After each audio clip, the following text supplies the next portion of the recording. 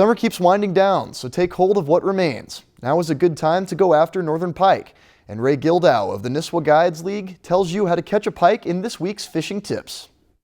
Today we're going to talk about Minnesota sharks, freshwater sharks. Northern pike is what most of us know them by. A fish that is often scorned. A lot of people don't want to put them in their boat. They don't want to get the slime all over them. But if you learn how to fillet them properly, get the bones out, they are delicious to eat. And I recommend keeping fish that are 4 pounds and larger. And in Minnesota, a big pike is a pike over 30 inches now. I think if it's under 30 inches, it's probably not considered, a real big pike. But anything over 30 inches is a nice pike in this day and age. And in the early spring, we find these critters in the weed beds. And when I say early spring, they're there probably all the way into July. But later in the summer, the big fish go deeper. But in the spring when you're fishing, you'll catch them on simple things like a plastic worm and this little jig head, or an old-fashioned daredevil casting or trolling over a weed bed.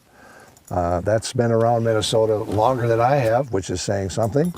And we also use a lot of little spinner baits. This is a little musky killer, it's called.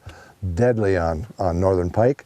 Yellow is a very good color in most of our lakes, and browns and blacks are also very good colors.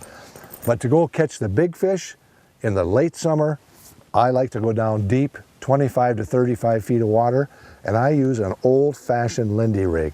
And by Lindy rig, what I use, and this is not it, this is a walleye setup, but what I use is a little bigger sinker, about a 2.5, 3 foot leader, and I use a fluorocarbon leader to tie on, and a bigger hook, and I use a usually big sucker minnows, 20 to 25 feet of water, and that's where you'll find those 8, 9, 10, 11 pound northern pike. I'm Ray Gildow with the Nisswa Guides League. If you've enjoyed this segment of Lakeland News, please consider making a tax-deductible contribution to Lakeland Public Television.